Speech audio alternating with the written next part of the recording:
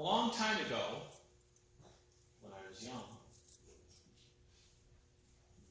we lived in a very different world of commerce. It was a time before Amazon. If you wanted to buy something without leaving your house, you got the Sears catalog. And you'd go through the catalog and you'd find what you wanted, and you'd order it, and then in a few weeks it would come by mail. You could buy virtually anything through the Sears catalog. I remember back where my dad grew up in Kentucky, and down there were a few homes that had come from the Sears catalog. You could get anything. Of course, if you wanted to go to a store, you could go to a store. And if you wanted to go to a store on Sunday or a holiday, though, you couldn't. Back home where I grew up, there was this hole-in-the-wall deli named Dunning's. And they had hot ham every Sunday, and they had the best German potato salad in the world. But other than that, and a few restaurants, probably a few taverns, nothing was open on a Sunday or a holiday.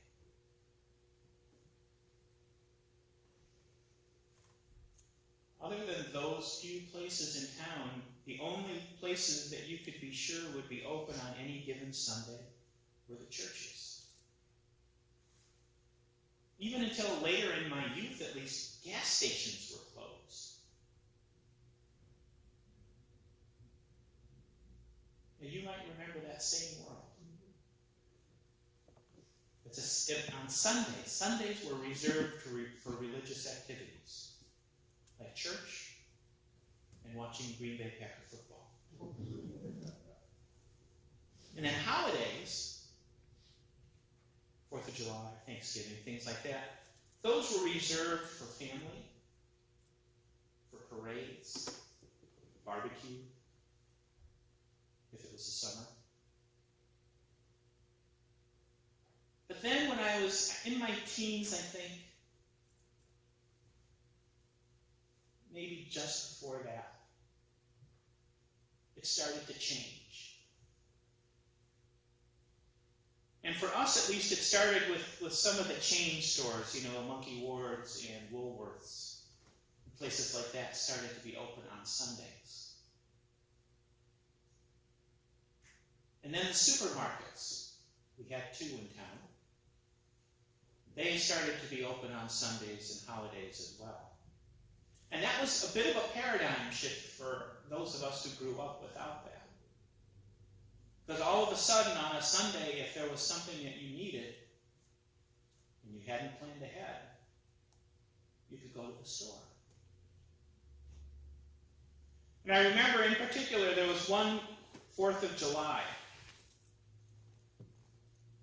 I was in high school.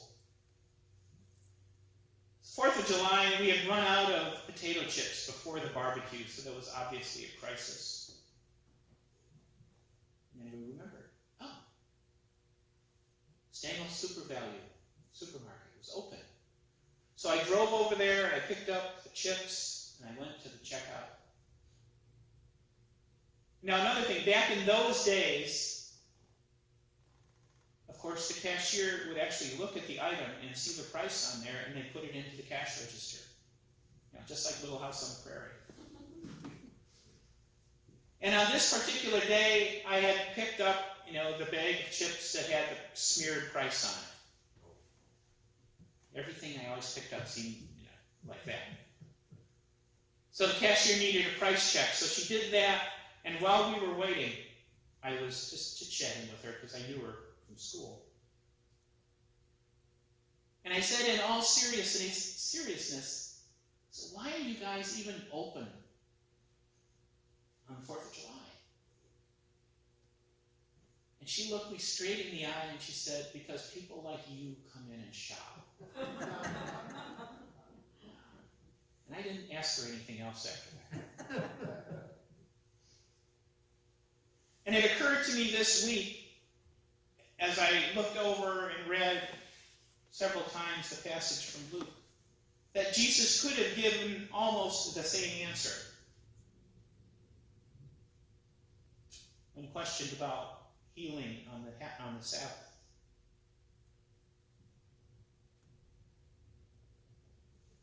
Because remember, he was teaching in the synagogue.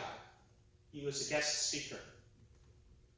And this crippled woman comes in, and he sees her, and his heart goes out to her, and he heals her. And of course, the reaction of the synagogue leader is not awe or wonder or gratitude or any of the things that you might have expected from somebody who was there to make sure that propriety was maintained. Instead, he questions. He says to the crowd, hey, guys, you got 6 days a week you can come to be healed. Why do you come here on the Sabbath? And by implication, although it doesn't say it, by implication, he's also saying to Jesus, Jesus, it's the Sabbath day. You're teaching here. You know what the law is. Why are you breaking the law by healing on the Sabbath? To which Jesus responds, don't be a hypocrite. You do work yourself on the Sabbath when you untie your donkeys to take it to get a drink. Why should this woman have to suffer? Jesus could have just as easily said, if asked why he healed her on a Sabbath day, Jesus could have been like that cashier and just said, because she was here.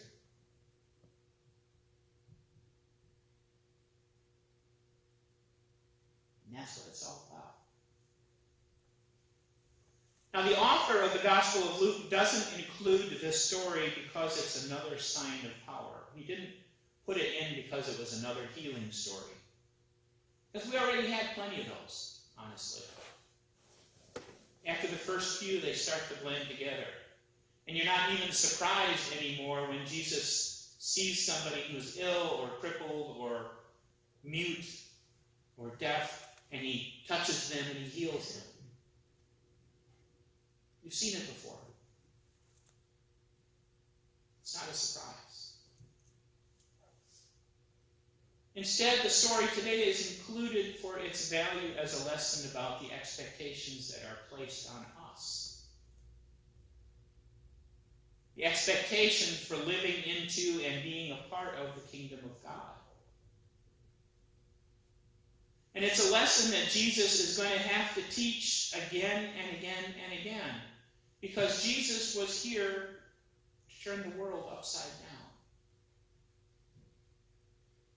Jesus was here in part, at least, to tell us that everything we thought we knew about how we should relate to God and to each other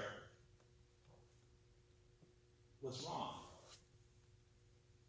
Or at least incomplete. Based on over 1,000 years of history, Jews in Jesus' time thought they understood how to be in relationship with God. As they understood it, you've got these rules. You know, there's the Ten Commandments, there's a whole bunch of other rules and regulations that we need to follow. And then there's a body of expectations as far as worship, when and how and where, that had to be followed. And you've got a pretty deterministic God with whom your people have this ancient covenant. And the God says, look, just do what I say, do what's written, do what's expected of you, and everything's going to be fine. And of course, the problem was over 1,000 years of history, of experience, they knew that the grim truth behind the expectation was that humans just couldn't cut it. We just couldn't follow rules well enough to earn a place in God's kingdom. God gave us free will. And we've taken that and run with it. And we've run to places we probably shouldn't be going. So we were lost. So something had to be done, and that something was Jesus. Jesus came to restore our relationship to God.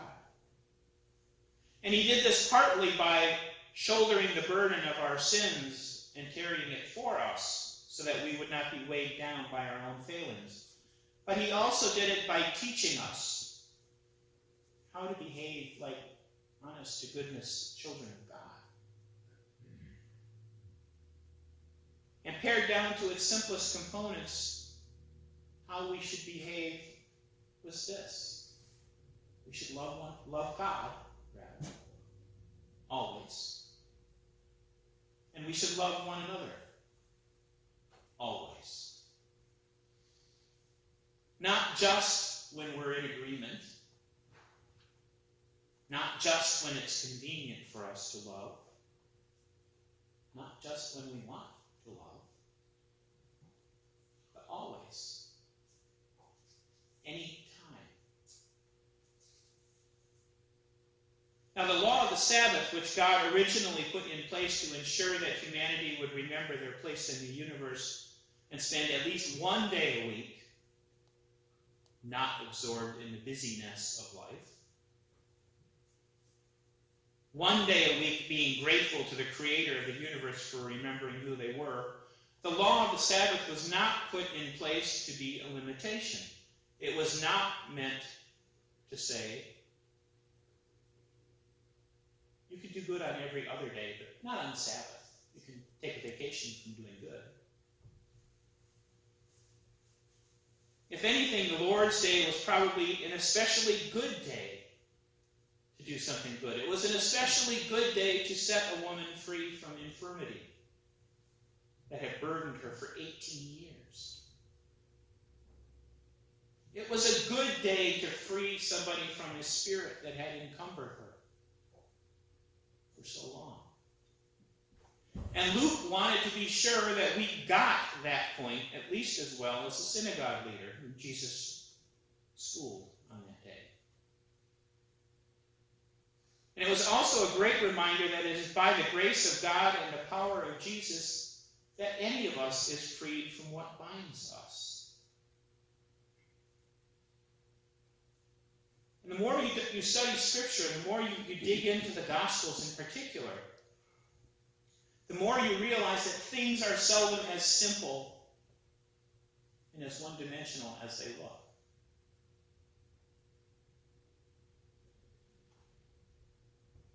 The more you look into things, the more you realize that there are layers to our relationship with God, and there are layers to Jesus' ministry.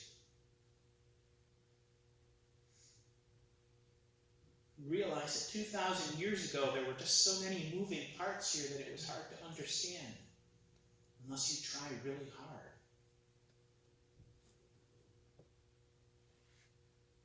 And if we don't try that hard to understand the deeper meanings, that's not a sin.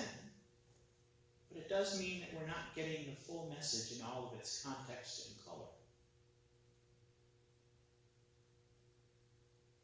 So you take today's gospel lesson, and you understand what Jesus was saying. And that's good. But then you take it a step further. And maybe the deeper message is that it is not okay to hide behind the law to keep from helping someone. It is not okay to hide behind expectations to keep from helping someone. You can't just look back at a situation and say, well, I did what was expected. I did everything anybody could have expected. Because the question Jesus would ask then is, well, did you do enough?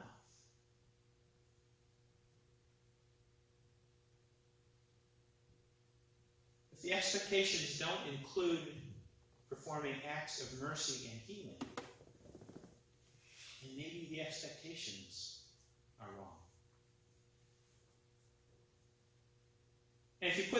context of today's story, that seems like a valid interpretation because Jesus didn't let the law keep him from doing what was right.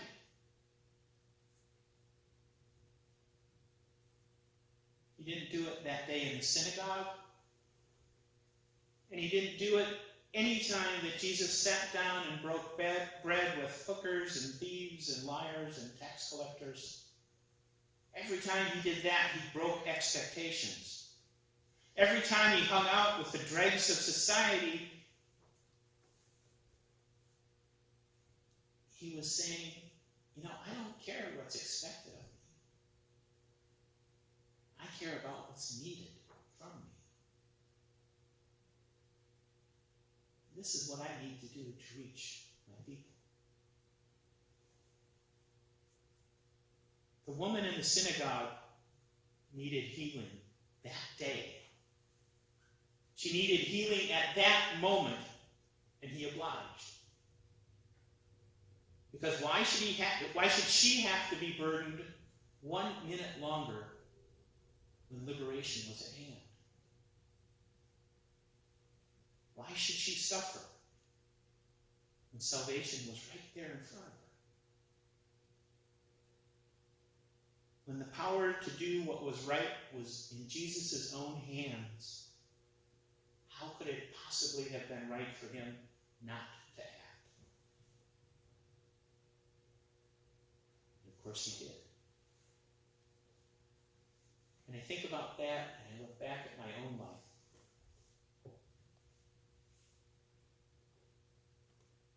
I think back for all the times in my life when I failed to grasp that message. To go beyond, to do what's right, not what's convenient, not what's expected. For all the times I failed to grasp that message, I'm sorry. And I pray for the wisdom and the strength to know what to do when those times come again. And if that's your wish as well, I will pray for you